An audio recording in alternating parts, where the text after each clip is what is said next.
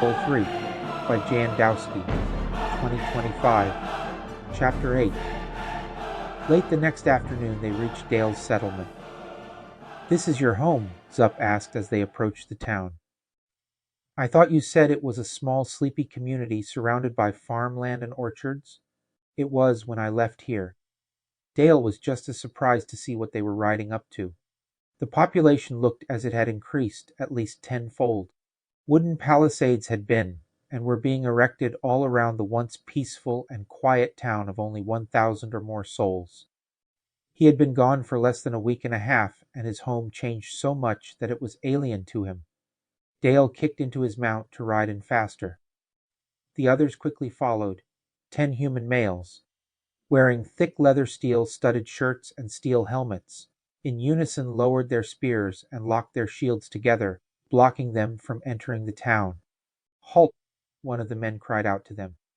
Realizing it was Dale, one of the young men broke from the line and moved towards him. "Dale? Is that you?" "Yes, Pete. What the hell is going on?" seeing how the armed men were reacting at his traveling companions. "They're with me. They're all good." He tried to calm their nerves.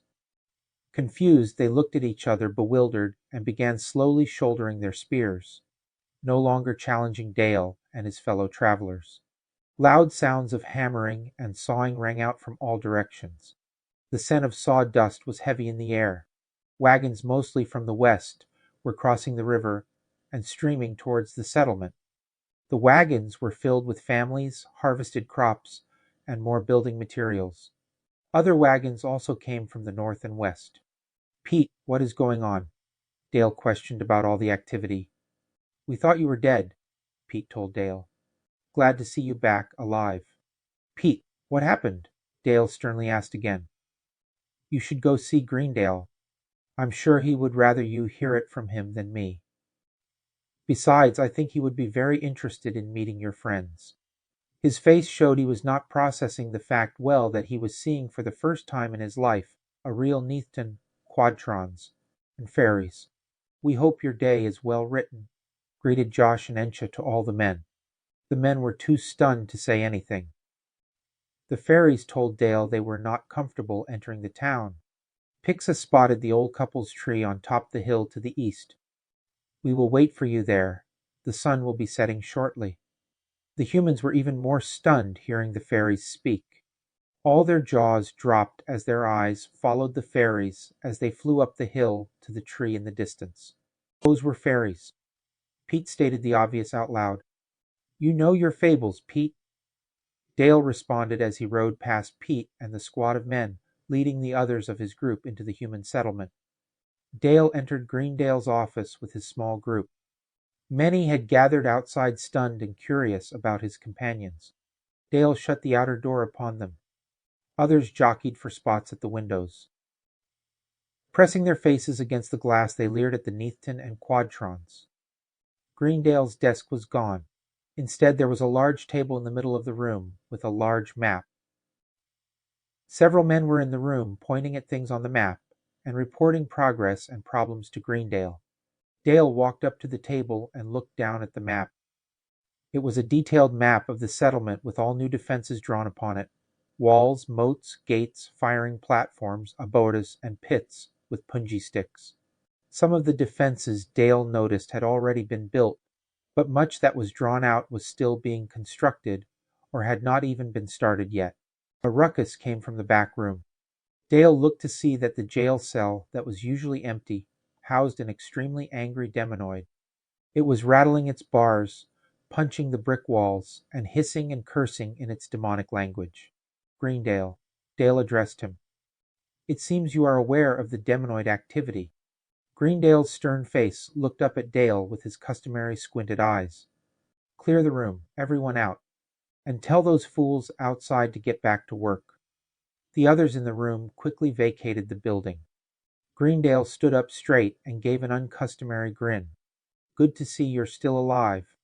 He looked behind Dale, seeing who he had brought with him. "Seems you have made some new friends." "May the day be well written for you," the couple replied. "I sure hope so," Greendale responded. "And you." Dale introduced his party and then very concerned asked, "The demonoids have struck here?" "No, not yet, but they have raided some smaller settlements further west of here. As you know, it is extremely out of character for them to wake this early, and to be striking so far east and north. I sent out riders in all directions to all our communities, for everyone to make a stand here. We have the New Angle River to the west to slow them down and keep control of the Great North Road if they are moving in force. If they take East Riverton, they can strike further north, south, and east to all our other settlements." "Do you have scouts observing them?" asked Zup. "We had sent scouts to the ruins, yet when we left Tregor, they still had not reported back to us." "Nice to know that the Neathton are aware of the situation." Greendale responded, feeling for the first time less alone. "The Neathtons have already clashed with one of their scouting parties in the New Angle Woods.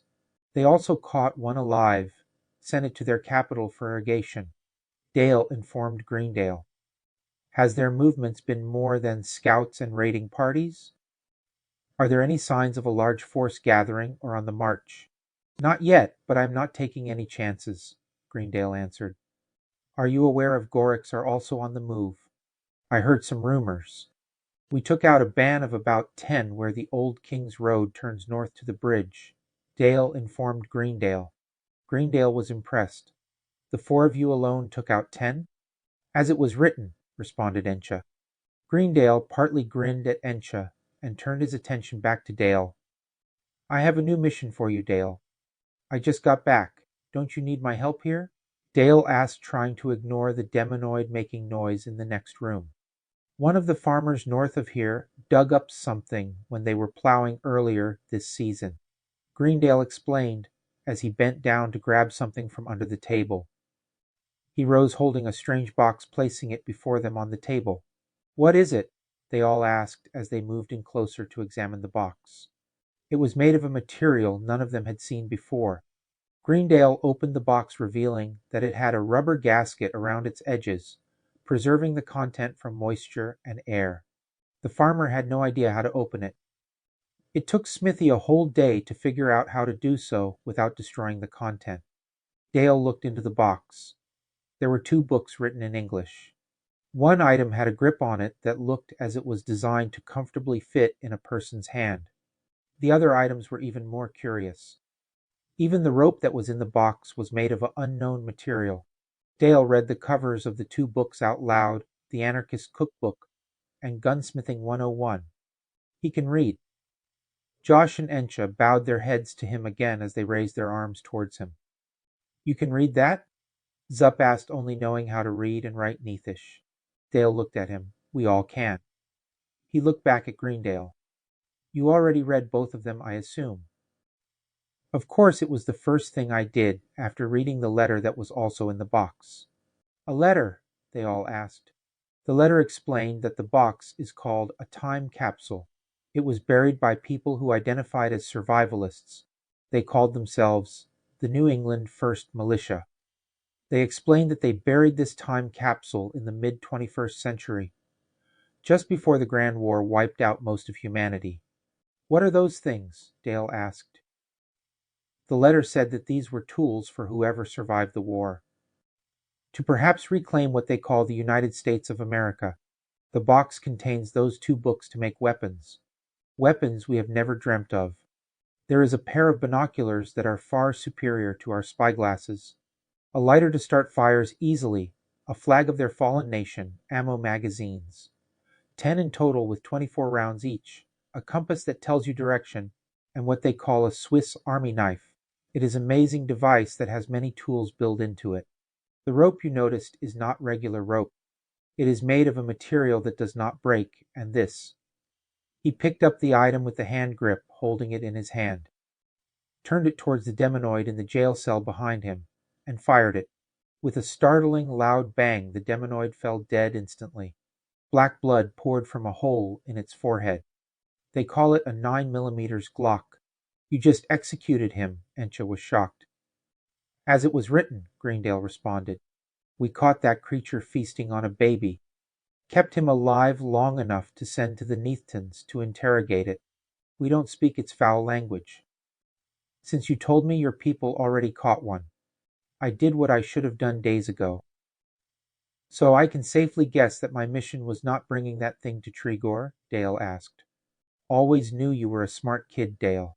Greendale actually smiled and took a calming deep breath.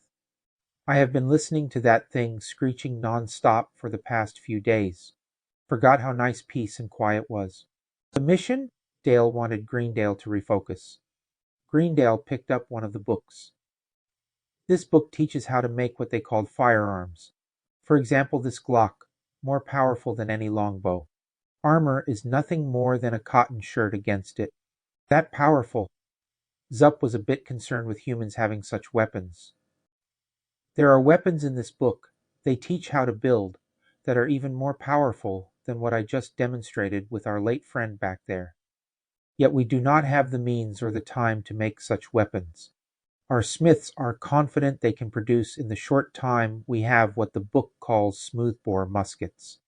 Our smiths? There is only Smithy and his 2 apprentices, Dale pointed out. Every smith in over 100 miles from every human village and town are here now with their apprentices. We have 75 men and boys working on these muskets now. In less than a month, we should have 175 completed weapons, enough to arm at least 1 company of men, Greendale answered. That will be devastating firepower. Zup was not sure he was comfortable with the idea of humans being armed with such destructive weapons. What's the problem then? Dale cut to the chase. What is my mission? The problem is what they call gunpowder. It is the key element of these weapons. Without gunpowder, these weapons are nothing more than clubs. At best, pikes with a knife on the end of them. They call it a bayonet. Glendale understood that they still did not have an advantage. Where do I get it? Dale asked. You can't. We have to make it. We need 3 elements, charcoal, which we have plenty of and can make more easily. We also need potassium nitrate or saltpeter and sulfur, elements we do not have on hand. So you need me to find saltpeter and sulfur? Dale responded. Do you have any idea where I could find these elements? I do, the books tells us where, but you're not going to like it. Greendale closed his eyes and shook his head slightly, knowing the dangers he was asking Dale to face.